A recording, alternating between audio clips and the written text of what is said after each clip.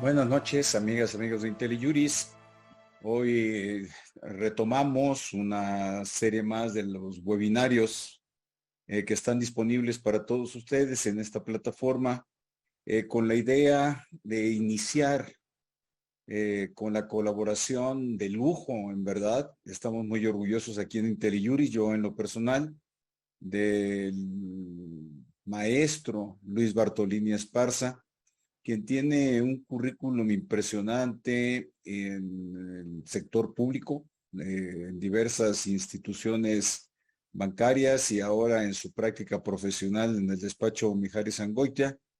Él tuvo a su cargo en la Comisión Nacional Bancaria de Valores durante algunos años, precisamente el tema de las fintech, que será objeto de uno de los cursos próximos que Luis Bartolini nos impartirá. Tiene diversas publicaciones, muy activo también en cursos, en capacitaciones, en talleres, y aquí en IntelliJuris no nos podíamos perder de su colaboración. Bienvenido, Luis, a esta plataforma, hoy con un tema muy específico que fue impulsado por mí en la charla de sobremesa, en un desayuno que tuvimos precisamente para preparar el curso de FinTech. Pues salió las criptomonedas y le dije, oye Luis, esta plática no se puede quedar así perdida en los aires de este restaurante. Estábamos aquí en el sur de la Ciudad de México en una mañana muy entusiasta. Nos acompañaba Dante Preiser, que al final de esta charla, de este webinario, hará la presentación del curso de las FinTech. Luis, bienvenido, un gusto. En lo personal aprecio mucho la colaboración aquí y seguramente todos quienes nos ven, si te fijas, son de diversos lados del país, lugares del país. Es una de las ventajas que tenemos aquí en IntelliJuris, que sin costo alguno llegamos a diferentes escritorios, abogados, pasantes de derecho, profesionistas de diversas materias interesados en este tema que, como te lo comenté, soy un escéptico de las criptomonedas, no crítico, no me da para tanto, pero que siempre genera un tanto de inquietud intelectual y hasta morbo. Bienvenido, Luis. Empecemos. Ahorita no sé si quieras hacer algún comentario introductorio ya para arrancarnos con este tema. Pues de entrada, muchas gracias, Tocayo, si me permites decirte así, Claro. pues muchas gracias a ti por la amable invitación y obviamente IntelliJuris, y bueno, pues qué bueno que tenemos esta oportunidad de platicar con todas las personas que amablemente nos están escuchando o nos están viendo, ¿no? Y como efectivamente señalas de distintas partes de la República Mexicana, eso está padrísimo. Y bueno, pues definitivamente es un tema sin lugar a dudas de actualidad, es un tema complejo, es un tema que por lo mismo pues genera mucho interés, ¿no? Porque yo creo que es una realidad que ya no podemos desconocer. Son de esas cuestiones en donde la cultura, y en este caso con base en estos aspectos tecnológicos, ha avanzado de tal manera que pues yo creo que no hay vuelta atrás. Entonces, lo que nos queda, pues, independientemente que nos dediquemos específicamente o exclusivamente a esto o no, es el entender, ¿no? Cómo funcionan este tipo de cuestiones, conocerlas, y bueno, pues particularmente hablando ya de estos criptoactivos, de criptomonedas y demás, pues en su caso que las decisiones de inversión, vamos a decir, pues sean decisiones informadas, ¿no? Y pues obviamente en beneficio pues de los mismos usuarios, ¿no? De estos nuevos servicios. Oye, Luis, desde el punto de vista tecnológico, la charla es legal, Sí. definitivamente, pero desde el punto de vista tecnológico, que es en donde empieza el tema, eh, ¿qué es una criptomoneda? Porque empiezo yo a preguntar a los técnicos, ¿no? ¿Qué es una criptomoneda? Pues son activos virtuales asegurados con blockchain y que se venden muy caro en las plataformas y que cuesta mucho trabajo producirlos y que genera gran contaminación. Pero en términos técnicos, con una aproximación legal, si hubiese esa posibilidad, ¿qué son las criptomonedas? Bueno, mira, sí tenemos en México ya una definición legal en la ley FinTech, en el artículo 30, que es probablemente, vamos, que de alguna manera está retomado también en algunas disposiciones del Banco de México e incluso, vamos a decir, en disposiciones en materia de lavado de dinero también. Pero básicamente es como el mismo concepto. Entonces, aquí hay una cuestión. Efectivamente tenemos en México estas referencias normativas. Sin embargo, yo creo que el primer punto importante, regresando al origen de la pregunta, es, esto tiene una naturaleza originalmente técnica, financiera, y la verdad es que la parte normativa viene como después. O sea, la parte normativa va siguiendo esta evolución tecnológica financiera. ¿Y por qué lo comento? Porque realmente por lo mismo de la novedad que tienen estas cuestiones y eso, pues no es que vayamos a encontrar muchas definiciones, ni siquiera vamos a decir doctrinales, muy formales, estamos hablando de una materia que se va desarrollando, que se sigue desarrollando día a día, y quien la está desarrollando obviamente son los tecnólogos. Entonces, pues vamos a decir que estos conceptos que se procuran establecer ya en textos, pues van rezagados, ¿no? Entonces, lo que tú decías, vamos a decir, pues es una definición genérica de lo que es un criptoactivo, una criptomoneda, ¿no? Un activo virtual que tiene esta base tecnológica, que está construido a través de aspectos criptográficos, y esta parte es importante porque entonces, pues es una de las características precisamente de este tipo de activos. Criptos es oscuro, es oculto más bien, ¿no? En griego. Entonces, ese es vamos a decir, esa base de construcción, porque al final del día se hace a través de codificaciones. Estos activos o estos tokens, también como se les llama, tienen una construcción con base en una tecnología que son estas denominada blockchain, que al final del día lo que va a tener de diferencia, una de las diferencias que va a tener, es que existen, o sea, a lo mejor esto sería más fácil en una visión como gráfica, pero existen sistemas que son centralizados, existen sistemas que son descentralizados y existen sistemas que se llaman distribuidos. Entonces vamos a pensar, un sistema centralizado es un sistema en donde tienes, vamos a decir, propiamente el centro de control, y luego tienes los nodos. Y todos estos nodos van a tener una conexión directa con este centro de control, y entonces la comunicación va a ser entre estos nodos y este centro de control, vamos a decir. Entonces, siempre la información va a estar a partir de este centro de control. Ahora, cuando estamos hablando de que existe un esquema descentralizado, entonces, ¿qué es lo que va a suceder? Que van a existir varios centros, por eso se llama descentralizado. Y cada uno de estos centros, a su vez, va a tener conexiones con los diferentes nodos, pero entonces o sea, estos nodos van a tener esta comunicación con cada uno de los centros, ¿ok? Y el distribuido es el que nos va a llevar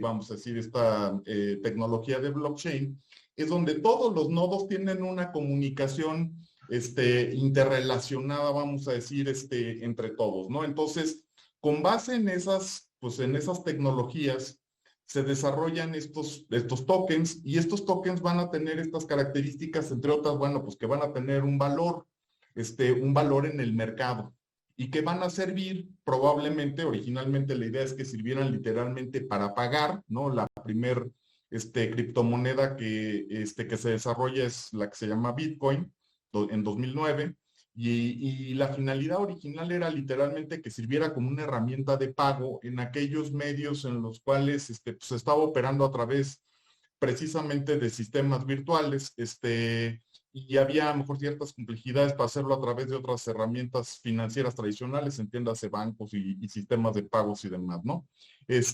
Pero aquí la cuestión es que de esa figura que originalmente eran un medio de pago, se va transformando Y entonces, actualmente, pues va mucho más allá, porque ya no nada más está pensado que sea como un medio de pago, sino que también puede servir para la instrumentación de operaciones financieras complejas, bueno, puede ir desde algunas más sencillas, como literalmente financiamiento, ¿no? O sea, crédito, factorajes, y en general algún otro tipo de operaciones financieras, hasta garantías y demás. Entonces, ha evolucionado también, vamos a decir, la utilidad, si es que lo queremos ver así, de esta figura. Entonces, pues básicamente es eso. Sí, oye, tocayo, nada más una cosa. Cuando hablas de token, de criptomoneda, pues es un código Sí, encriptado bajo la modalidad blockchain. Digamos que ese es así de simple para efectos tecnológicos hablar sobre el tema, ¿correcto?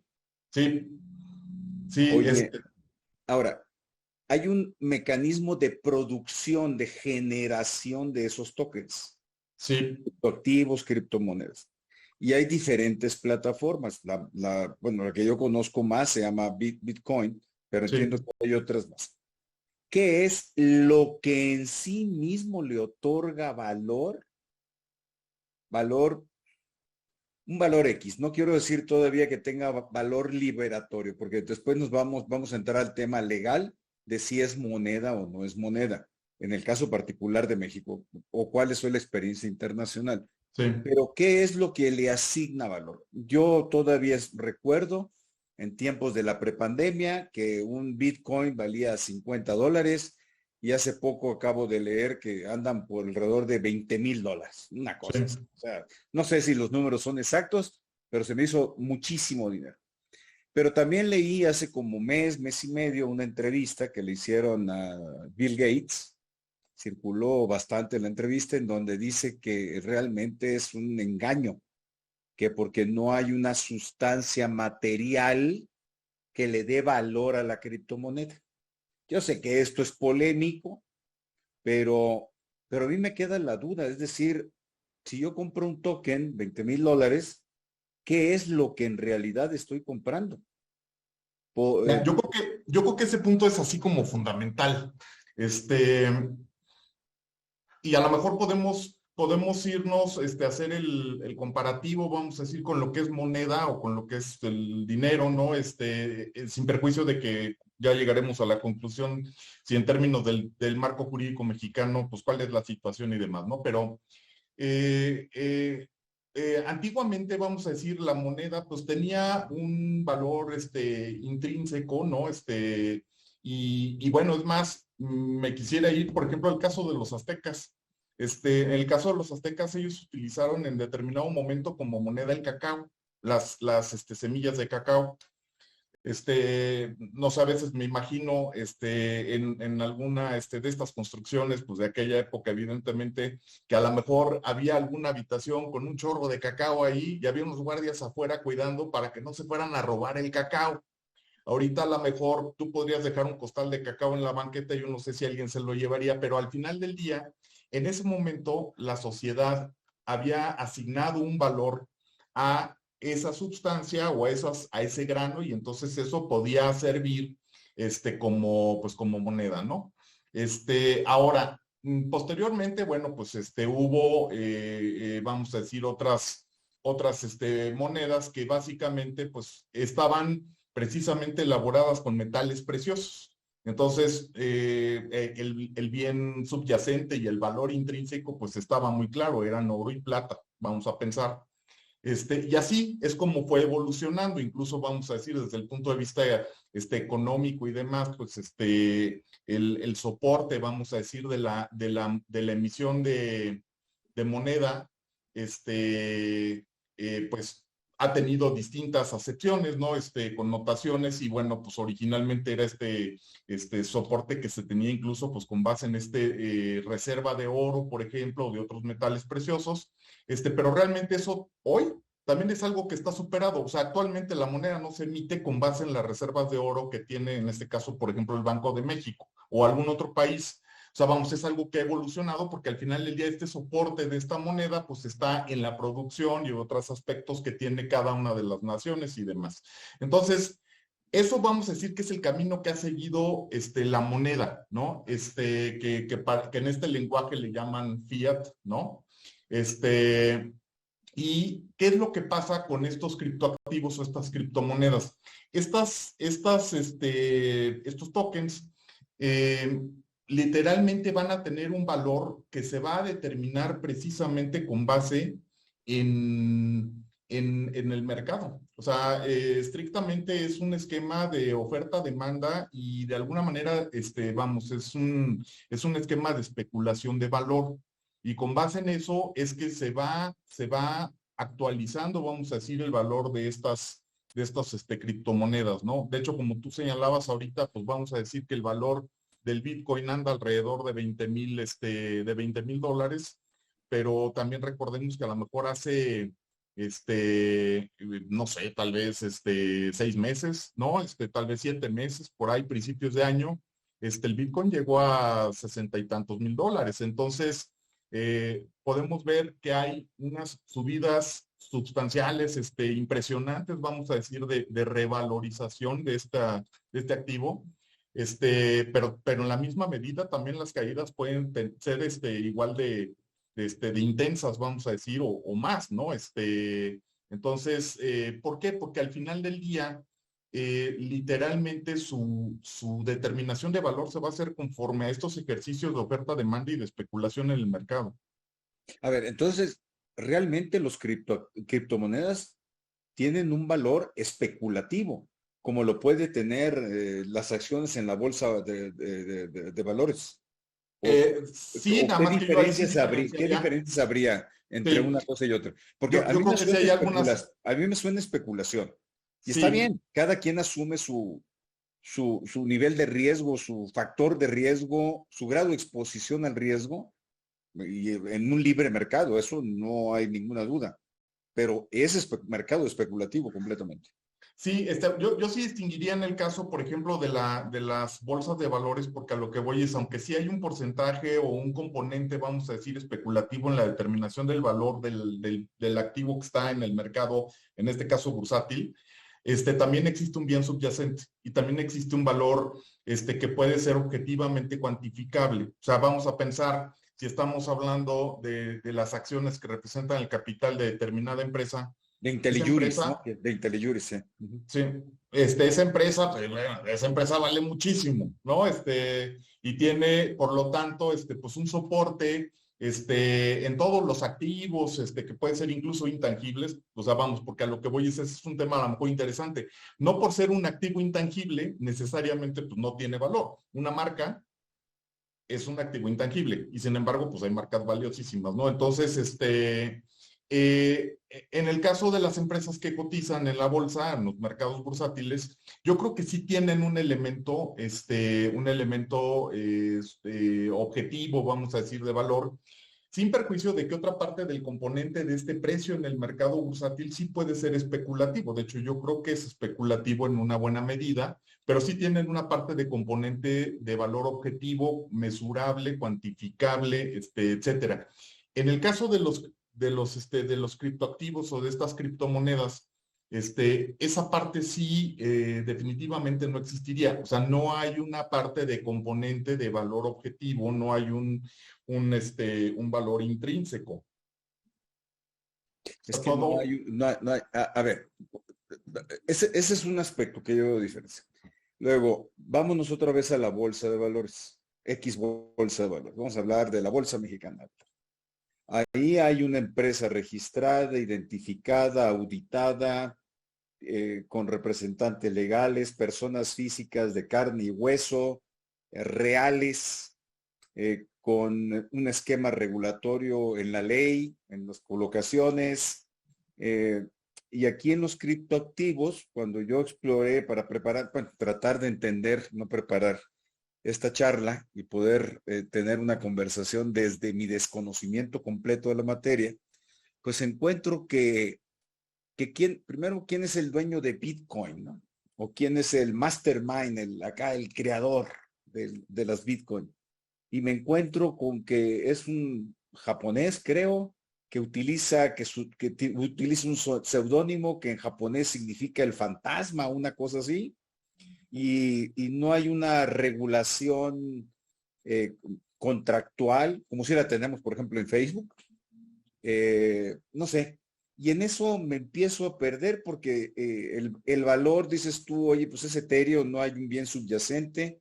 Por el otro lado, me encuentro con que soporta ese no bien subyacente, es decir, el valor de la Bitcoin. Ahorita estaba leyendo aquí en los chats que llegó a valer $60,000, ahorita 20,000, y alguien señalaba que pues puede caer a 4,000, y me empiezo a perder en todo este esquema regulatorio normativo, regulatorio de derecho público, de derecho administrativo, de derecho privado, no sé, derecho contractual, no sé, es decir, me surgen más dudas, pero aquí la quiero plantear, Luis. Sí, fíjate que yo creo que mencionas un tema que también es muy importante, ¿no? Y que esta palabra criptos, no solo termina impactando la parte tecnológica en términos de las claves, vamos a decir, codificadas para la creación del activo, vamos a decir, sino que ocultamiento de información es genérico. O sea, lo que voy es no hay, vamos a decir, un principio de revelación de información. Hace ratito mencionabas que cómo podemos diferenciar, por ejemplo, con el mercado bursátil, ¿no? Y en el mercado bursátil, pues yo creo que uno de los ejes precisamente que rigen este mercado y las inversiones que en él se hacen es el principio de revelación de información. ¿Esto qué implica? O sea, cuando una persona va a comprar una empresa, vamos a pensar en una transacción privada, que vas a comprar una empresa, tú quieres comprar una empresa, pues tú haces una auditoría de compra. ¿Y qué vas a hacer? Pues vas a ir y vas a mandar peritos y vas a revisar los edificios y vas a verificar las marcas y vas a ver si tienen juicios y situación fiscal, laboral, etcétera. Y con base en eso, ventas, etcétera. Y con base en eso vas a establecer un precio y vas a hacer una negociación y cerrar la negociación. Cuando entras al mercado bursátil, pues evidentemente no puedes comprar y vender tus acciones haciendo auditorías. O sea, vamos, sería materialmente imposible. Pero ¿cómo es como el mercado bursátil, vamos a decir, suple o atiende esta necesidad precisamente con la revelación de información? Entonces, si tú decides comprar o vender unas acciones, es por la información que el mismo mercado te está proporcionando. Y esa información es una información que conforme a la regulación, que ahorita mencionaste otro tema muy importante, que es el tema de marco regulatorio, y yo le agregaría autoridad supervisora, o sea, vamos, son como varios elementos, ¿no? O sea, es un marco regulatorio, una autoridad supervisora y la posibilidad de sanción que viene en consecuencia de los dos primeros, ¿no?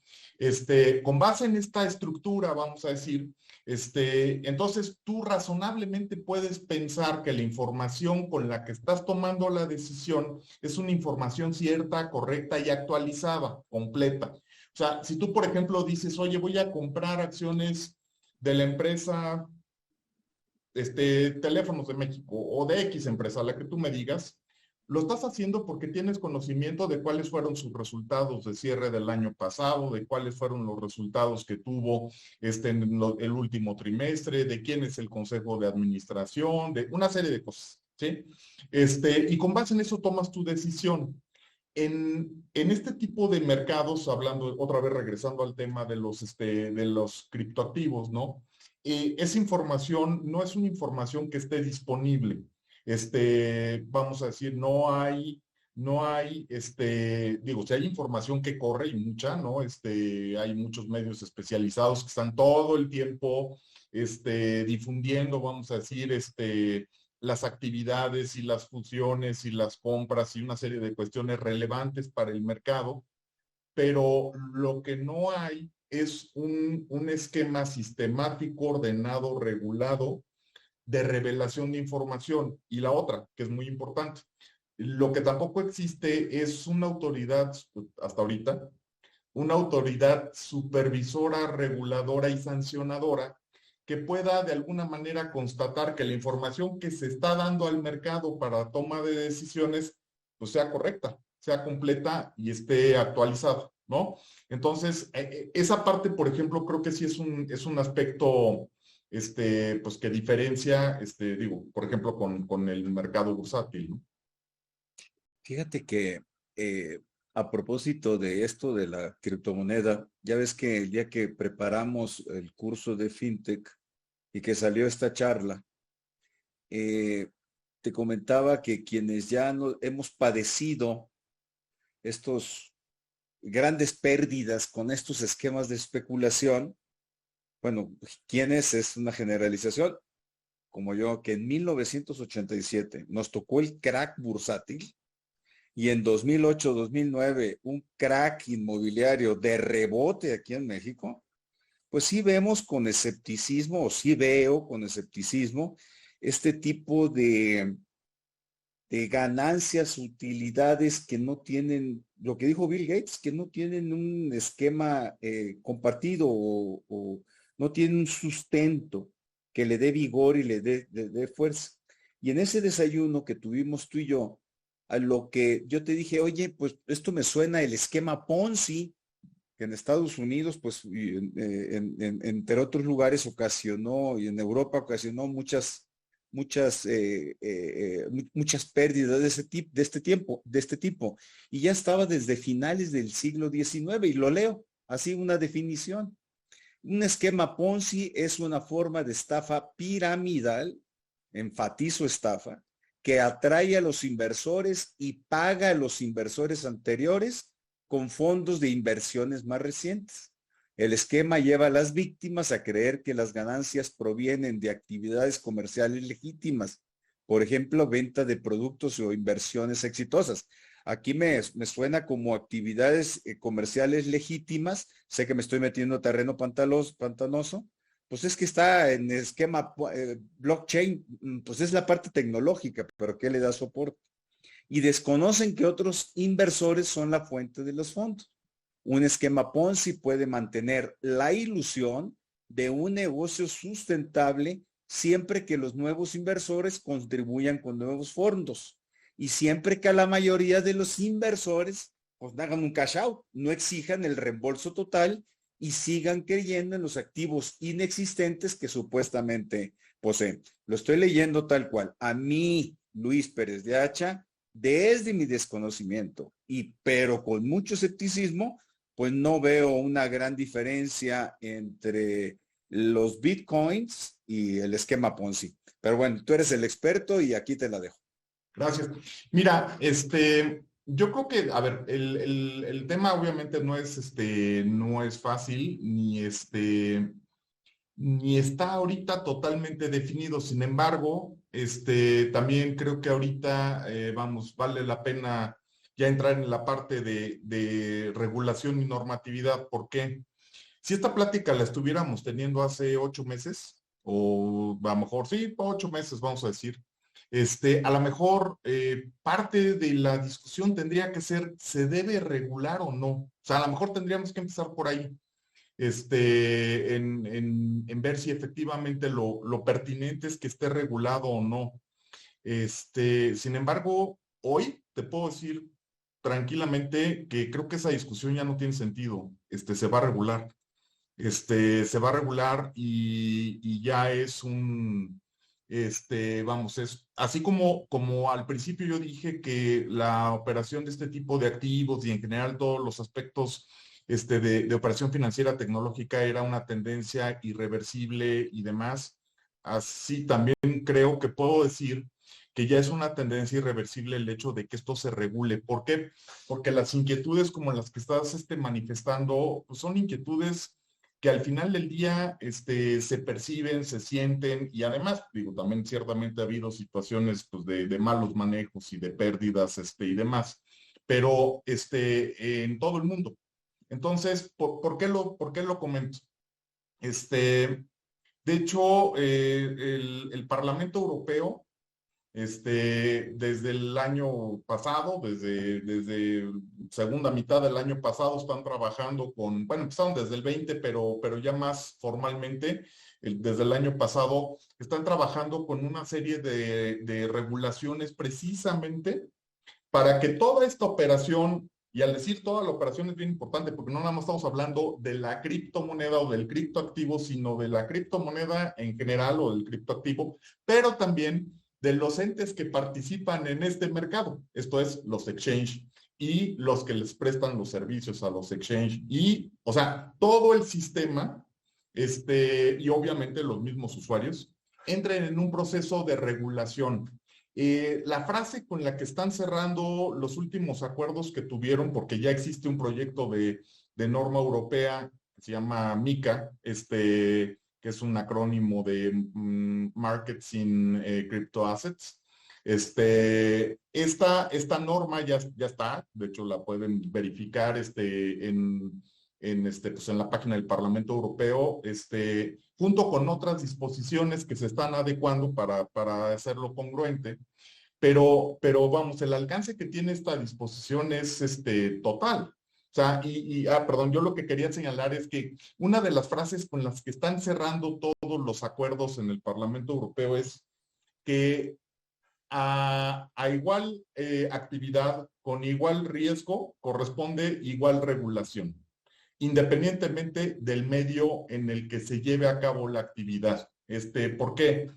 Porque si al final del día estamos hablando de recursos de las personas, ¿no? De los usuarios inversionistas que van a ser manejados por terceros y demás, pues vamos a decir que este tipo de situación pues es muy similar a la que podemos ver en una entidad financiera tradicional, ¿no? Donde exista un esquema de captación, de inversión, etcétera, ¿no?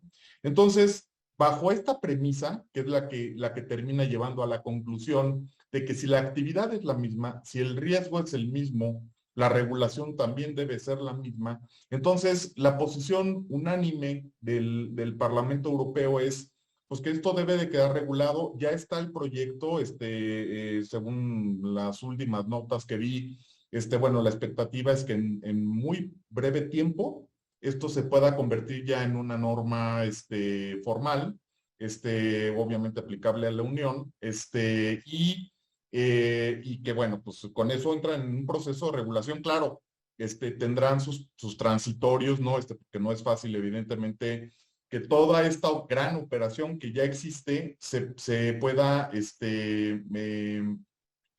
volcar, vamos a decir, en este nuevo marco regulatorio, que al final del día, de alguna manera, lo que hace es replicar, pues, aspectos de control en términos de identificación de los usuarios, aspectos de control en términos de origen de recursos, pero sobre todo, también aspectos de control en términos de quién es la empresa que me está prestando este servicio con la que yo estoy contratando, que era un poco lo que decías hace rato.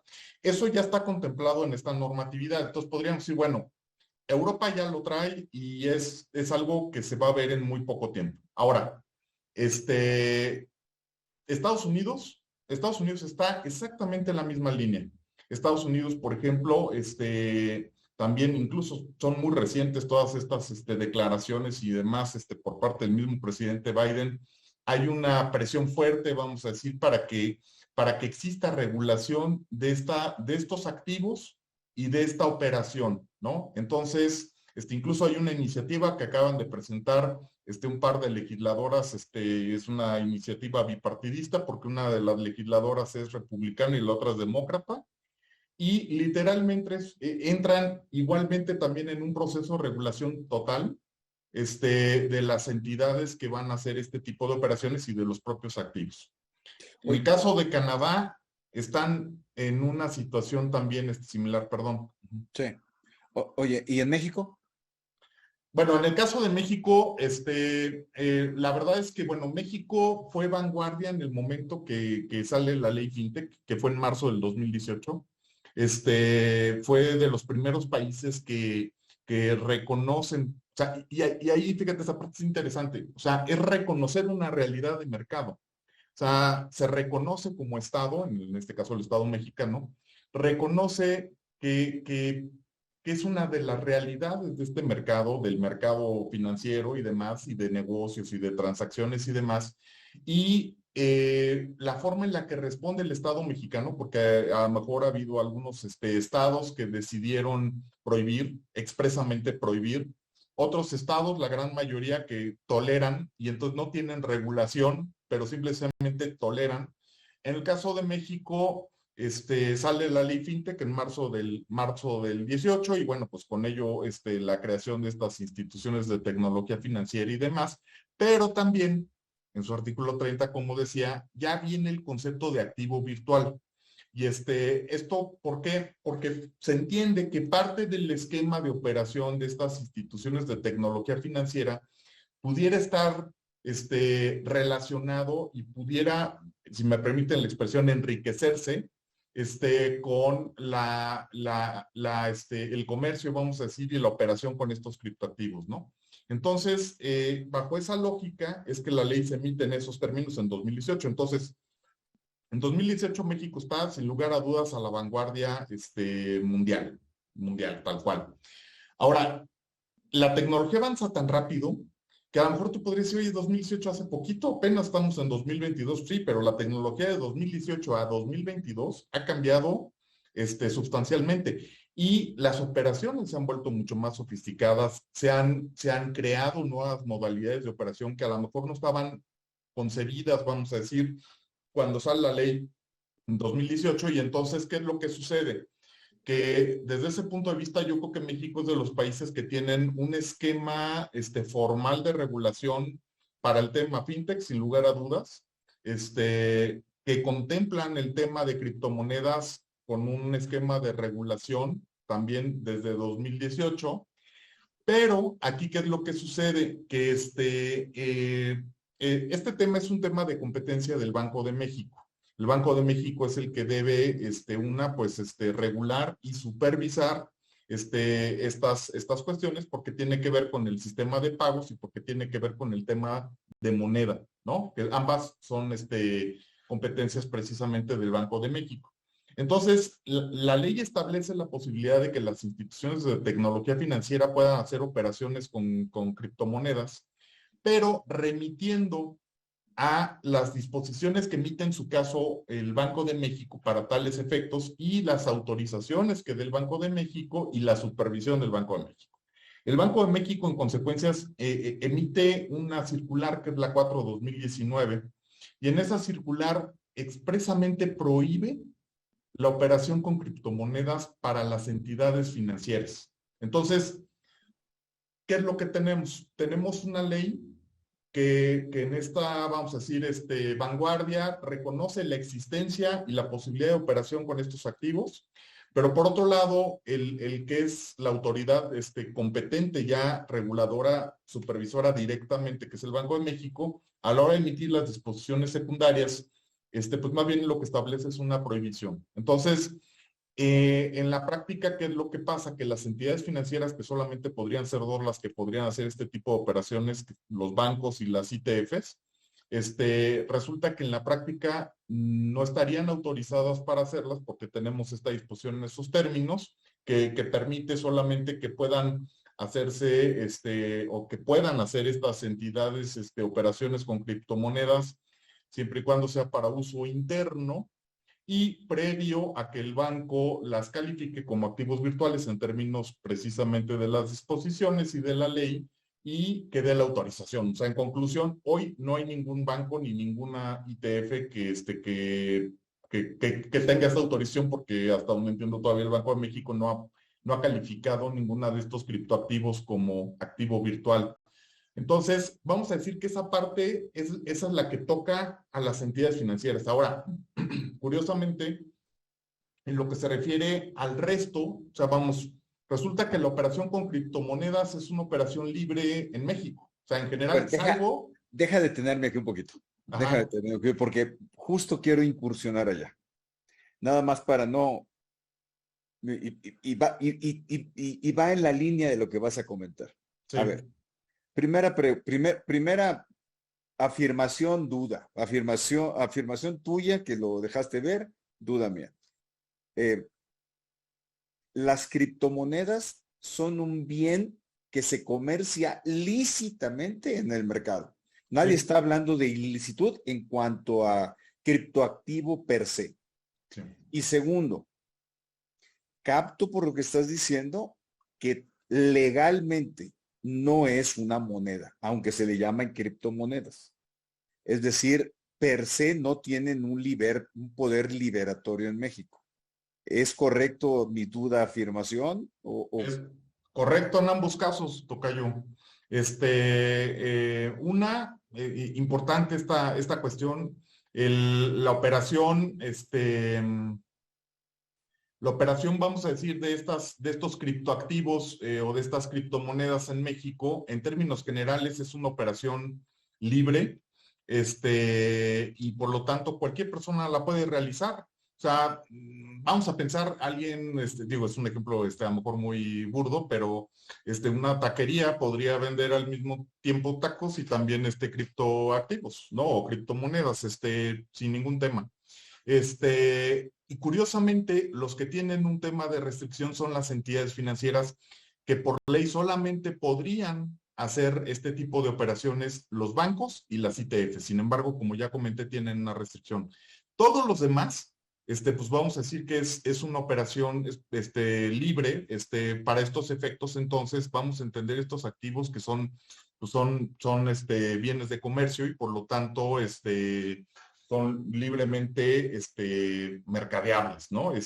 Ahora, México en estas políticas que adoptó, decidió en su momento que, si bien es cierto, era una operación libre, la iban a catalogar como una operación vulnerable en términos de la ley de antilavado, de tal manera que sí requiere que se dé un registro y que se den ciertos avisos y reportes y demás, más asociado con los temas, obviamente PLD, y bueno, los compromisos que tiene México con Gafi y demás, ¿no? Entonces, bajo esa óptica existe ese rubro de reporte y de supervisión. Sin embargo, no requieren una autorización especial de ninguna, pues, de las comisiones, por ejemplo, del banco y demás, ¿no? Hasta ahorita vamos a decir que esa es una situación de operación libre, salvo esta cuestión de registrarse como actividad vulnerable. Fuera de ello, que como sabemos, pues bueno, actividades vulnerables, la venta de joyas, la venta de obras de arte, etcétera. O sea, vamos, hay cualquier cantidad de actividades que pueden ser consideradas como vulnerables en estos términos. Y bueno, pues la comercialización de criptoactivos es una de ellas, ¿no? Entonces, ese es, vamos a decir, que el marco que actualmente está rigiendo en México, que si lo vemos a nivel global, salvo que ahora, vamos, con la normatividad que emita el Parlamento Europeo, yo creo que va a ser otra vez un referente obligado. Yo creo que en Estados Unidos están muy cerca también de generar algo similar. Y como decía también Canadá, está más o menos en los mismos pasos. Ya tienen algunas restricciones. Lo que pasa es que en Canadá resulta que las restricciones operan por provincia. Entonces no necesariamente aplican en vamos, en todo el país, ¿no? Y bueno, pues en la medida en que eso se vaya dando, sería probablemente de esperar que en México tenga que reaccionar y entonces a lo mejor complementar el marco jurídico que actualmente tenemos para avanzar en ese camino, ¿no? Probablemente es para donde iría. Oye, a ver, yo llego con 10 criptomonedas o 20 criptomonedas y te digo, te compro tu casa. En realidad, hoy se llama permuta, no es una compraventa, ¿correcto? Sí. Ahora, se celebra la operación ante notario público. Entonces el notario, pues ya tiene un tema ahí de, pues no, me está pagando con moneda, pero es permuta, es un bien por otro bien. Nada Correcto. más que se tiene que protocolizar. Es una operación vulnerable, entonces el notario la reporta como tal, tanto por la operación en sí misma como porque tiene bitcoins incorporados. De ahí que el bitcoin tiene una circulación o un tráfico legal en México, sin duda. Sí, ahora me regreso tantito porque hace rato también habías comentado que si era moneda o que si expresamente se podía considerar que era moneda, aunque se llame coloquialmente criptomoneda. Y nada más para precisar, no es moneda, expresamente la ley lo dice, o sea, no es moneda, no tiene valor liberatorio, y bueno, ese es un punto muy importante, porque eso te lleva a, entonces sí, al comentario que hacías ahorita. Si no es moneda, entonces, pues es otro bien y por lo tanto, pues en este caso, efectivamente estamos hablando de una permuta, ¿no? Esta compraventa, como dices, de una casa, de un departamento y demás, termina siendo una permuta, ¿no? Y eso pues también es un aspecto que genera, yo diría, situaciones de análisis especial desde el punto de vista fiscal, porque evidentemente, pues no son los mismos efectos si tú vas y compras y pagas con dinero una casa, a que si tú vas y haces un ejercicio de permuta, porque al final del día tienes pues un doble traslado. O sea, Una doble enajenación. Ujú. sí, tienes, o sea, tú le das unos bienes a tu vendedor y el vendedor te da el departamento y habría que ver esas determinaciones, vamos a decir, para efectos incluso de impuestos, ¿no? Pero que es parte de los aspectos que evidentemente, bueno, pues son las consecuencias de este tipo de figuras, pues tan innovadoras, ¿no?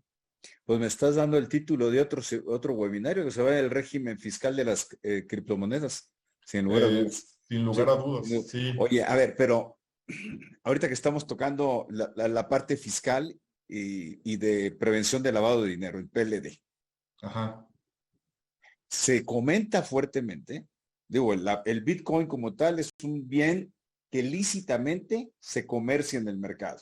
sí, Se puede utilizar como incluso no tiene poder liberatorio como moneda, no es moneda en México, pero tiene el poder de circular y por lo tanto ser objeto de permuta. Te doy 20 bitcoins, me das tu casa, la protocolizamos y quedamos a mano. Tiene implicaciones fiscales propias de otro webinar. Sin embargo, se comenta, uno de los críticas ahí precisamente en la parte del criptos, que la criptomoneda, los criptoactivos, lo que favorecen es la no rastreabilidad de operaciones en fraude fiscal, lavado de dinero y financiamiento del terrorismo. ¿Cómo está la percepción legal, la percepción de las autoridades en estos tres temas claves? Mira, yo creo de lo que he visto, y hay bastante información, documentos serios, elaborados pues por el Banco de Pagos Internacionales, por el Fondo Monetario Internacional. En Estados Unidos, la Fed, de hecho, acaba de publicar hace un par de semanas unos documentos muy completos, precisamente analizando todos estos riesgos pues pendientes a la regulación de estas figuras, etcétera. Vamos a decir que todos estos organismos relevantes, incluyendo el Banco de México, pues han hecho una serie de estudios en relación con esto. Yo creería que sí es parte de las preocupaciones que traen los bancos centrales, por ejemplo, y tal vez por lo mismo de que esto forma parte de esas preocupaciones, es que la posición de los bancos centrales, que normalmente además es así, pues ha sido conservadora. Esto es que en principio los bancos centrales no necesariamente son fans de este tipo de figuras, en parte por los aspectos que tú señalas, ¿no? Que dada esta forma, vamos, tan discreta, por decirle de alguna manera, de manejar toda la información, incluyendo la parte de transacciones, pues se dificultan estos aspectos de trazabilidad, rastreabilidad, etcétera. O sea, vamos a decir que el tema de transparencia es un tema, complicado. Y por lo mismo, los bancos centrales, en principio, pues yo creo que es uno de los aspectos que ellos consideran como para no ser muy proclives a incentivar estas figuras. Hay otros aspectos que también tienen que ver, porque al final del día no perdamos de vista que dentro de las funciones de los bancos centrales también tienen el tema usualmente de la emisión y control de moneda. Y la emisión y control de moneda tiene aspectos importantes, impactos importantes en la economía, particularmente el tema de control de inflación. Entonces, el hecho de que exista, suponiendo, alguna otra moneda que circule y que sirva para transaccionar en el mercado, vamos a decir, pero que esté fuera del radar, vamos a decir, del Banco Central, estás generando de alguna manera una especie de mercado paralelo de dinero. Y ese mercado paralelo de dinero, además de las otras cuestiones, yo creo que parte de las preocupaciones de los bancos centrales es que también pueda tener un impacto negativo en la parte de inflación, ¿no? Entonces, ahora, yo creo que, que con base precisamente en todos estos aspectos, viéndolos como retos, como áreas de oportunidad, ¿no? Es que las regulaciones que ya están prácticamente listas en algunos casos y en otras que se prevén que salgan en breve y demás, lo que hacen es mitigar estas incertidumbres precisamente pues metiendo la operación en un aspecto de regulación, supervisión, sanción, ¿no? Obviamente aquí la preocupación del sector y de la industria, ¿no? Si lo queremos llamar así, es que pues en la medida en que exista esta regulación, pues vamos a decir que el sector o la industria o el mercado, como le queramos llamar, se va a caer. O sea, el crecimiento de este sector se ha dado por sus características y por sus virtudes, vamos a decir. En la medida en que las características se asimilen a las del mercado financiero tradicional, hay una expectativa de algunos, vamos a decir, de que esto pudiera impactar de tal manera que pierda su atractivo. ¿Se me explicó? Y eso, pues obviamente que impacte el crecimiento que han tenido todas estas monedas. Ahora, por ejemplo, yo creo que podemos ver un laboratorio de esto que estoy ahorita comentando, el momento que la Unión Europea formalice esta regulación y a lo mejor ahí vamos a poder ver qué efecto tiene cuando esto ya sea una norma, cuando sea una regla obligatoria, qué efecto tiene en los mercados de criptomonedas. O sea, yo creo que algún efecto va a tener. Ahora, yo también creo que como es la tendencia, finalmente vamos para allá. O sea, el hecho de que se estén presentando ahorita situaciones que implican retos e incertidumbres, incluso, no significa que entonces nos regresamos y pues ahora sí que regresamos a los billetes de 20 pesos en papel, ¿no? Y a las monedas de metal. O sea, yo creo que sí vamos para allá, incluso otro de los aspectos que está en la mesa también y que bueno, también es bastante, de alguna manera preocupante para el mercado de criptomonedas es la creación de monedas digitales. La diferencia es que las monedas digitales pues son emitidas propiamente por los bancos centrales. O sea, básicamente en lugar de que traigas tu billete de 20 pesos o tu moneda de 20 pesos, pues van a ser 20 pesos digitales. O sea, la diferencia es que emitidas por el Banco de México, ¿no? Y emitidas por pues no sé, por la Fed en Estados Unidos y así, ¿no? Entonces, pero todo esto va a confluir y bueno, pues yo creo que bajo esa lógica, pues los mercados se tendrán que ir ajustando. Oye, se nos está acabando el tiempo desafortunadamente, pero yo aquí me hago responsable, no te preocupes. Tú dale de frente.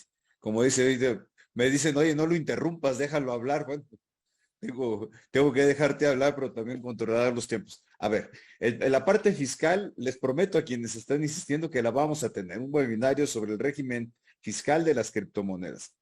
Segundo aspecto. Y aquí lo preguntaron, Salvador, el caso de Salvador, que es moneda legal, poder liberatorio. Y creo que Estonia, alguien me estaba comentando que Estonia también ya lo tiene como moneda legal, aunque ahorita me surgió la duda de si me estaban comentando que era moneda digital, que es otra cosa, como lo acabas de aclarar. La moneda española, perdón, los criptoactivos españoles, al tener poder liberatorio, considerarse salvadoreños, perdón, considerarse legalmente como moneda, ¿qué repercusiones o implicaciones tienen en el sistema financiero mundial? Es decir, Yo, sí, Yo creo que el tema es, también nos plantea situaciones, pues, diferentes, ¿no? Ellos lo que hacen es que emiten una ley que se llama Ley Bitcoin, y precisamente en esta ley, su primer artículo, lo primero que dice es que para todos los efectos se considerará el Bitcoin, ojo, o sea, es ley Bitcoin, o sea, no significa que en El Salvador cualquier criptomoneda sea considerada moneda, solamente el Bitcoin. Eso es importante señalar, por eso se llama ley Bitcoin. Y entonces el artículo primero dice que esta moneda o esta criptomoneda, el Bitcoin, se entenderá que es una moneda para todos los efectos legales en ese país, en El Salvador, y por lo tanto tiene pleno poder liberatorio, deberá ser aceptado y servirá para cualquier transacción entre particulares y con el gobierno, básicamente. Entonces, desde ese punto de vista, ¿qué es lo que va a suceder o qué es lo que sucede? Sucede entonces que El Salvador tiene dos monedas.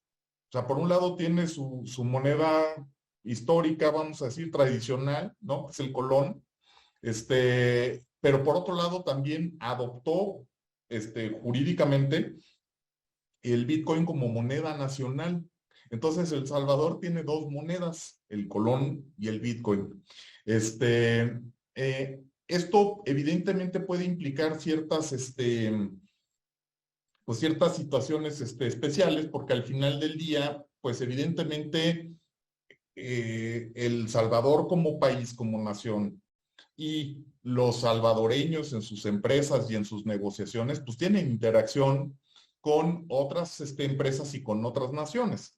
Y entonces ahí el punto es, las otras empresas y las otras naciones estarían obligadas a reconocer el Bitcoin porque El Salvador lo reconoce como moneda y por lo tanto los demás tendrían que reconocerlo como moneda. Y ahí la verdad es que la respuesta va a depender pues de cada país. En el caso de México tenemos una ley que es la ley monetaria. El artículo 8 de la ley monetaria establece ciertos supuestos específicos para el cumplimiento de obligaciones que se den pactadas en moneda extranjera, y bueno, para efectos del pago de estas obligaciones, ¿no?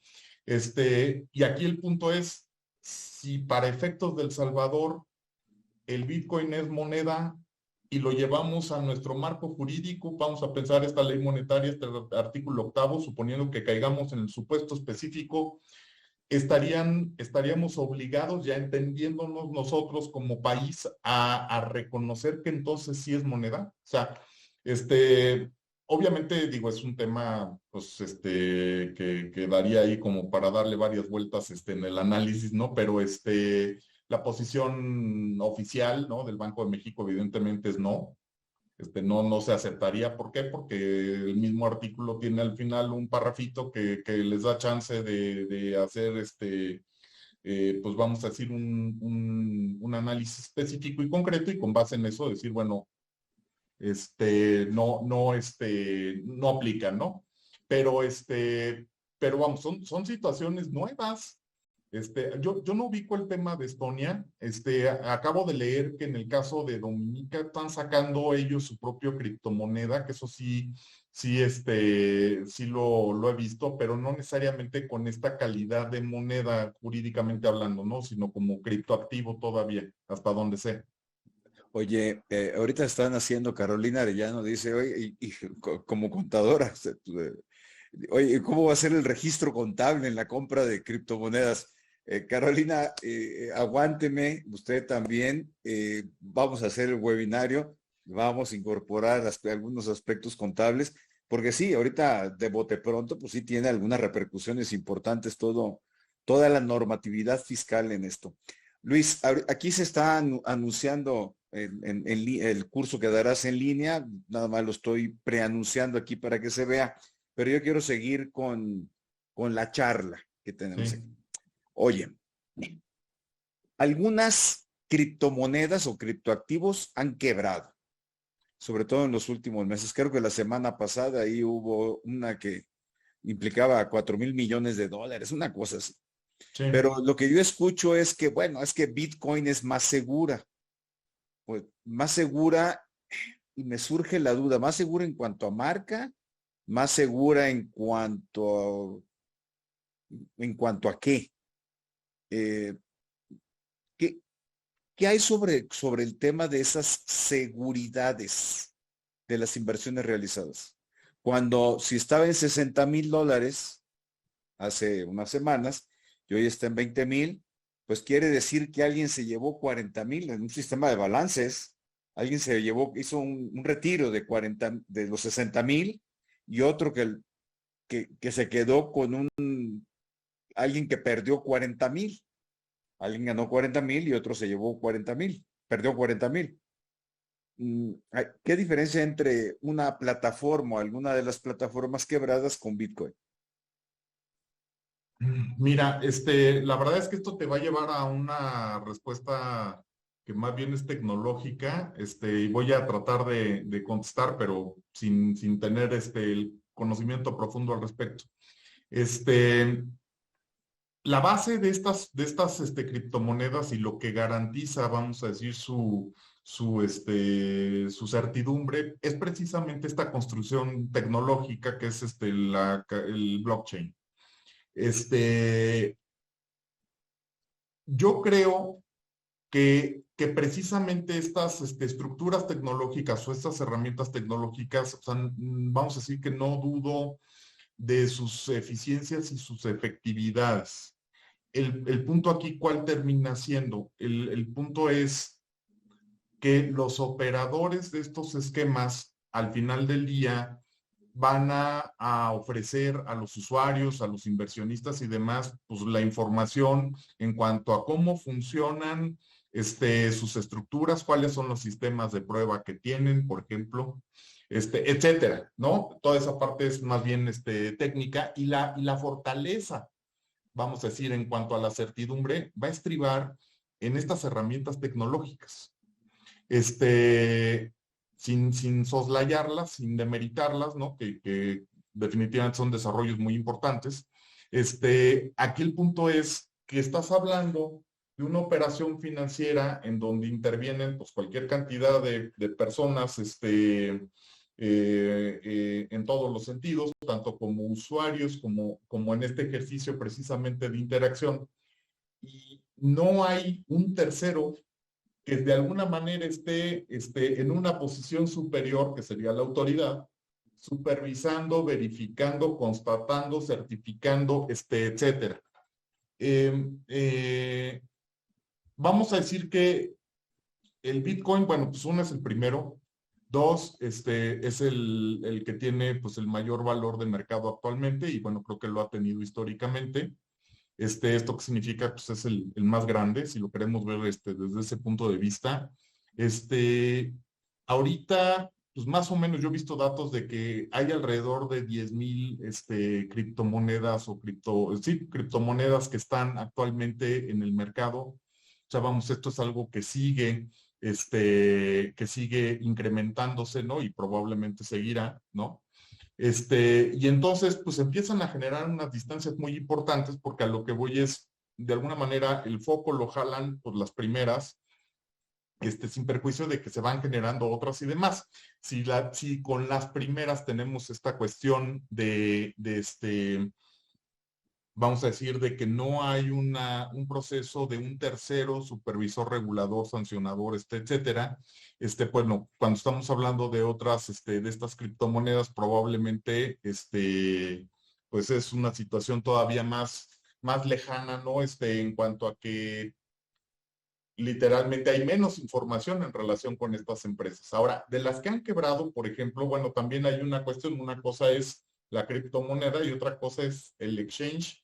O sea, vamos, que es la empresa que hace este comercio, vamos a decir, con estas criptomonedas, o las que financian, o sea, que hacen operaciones de financiamiento a través o utilizando estas criptomonedas. Por ejemplo, uno de los que no sé si es el que te refieras, que tuvo, vamos, una situación de quiebra muy reciente, es una que se llama Celsius.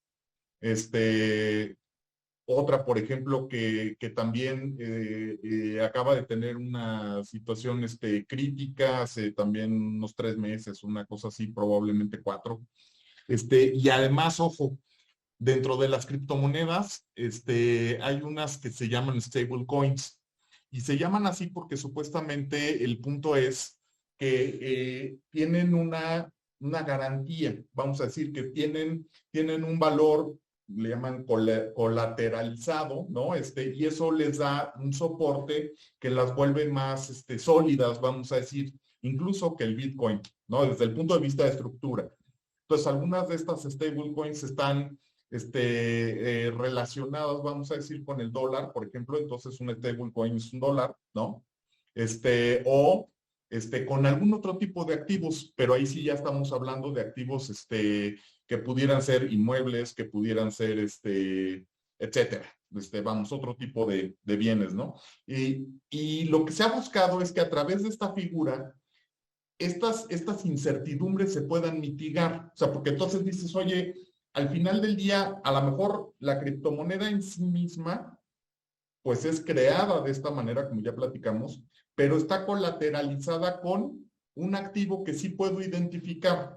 Y eso me va a dar menos incertidumbre, porque si es un stablecoin, por se llama así, la fluctuación que va a tener de valor en el mercado, pues es menor que la que pueda tener una moneda que no sea una moneda estable, como sería el caso del Bitcoin, ¿sí?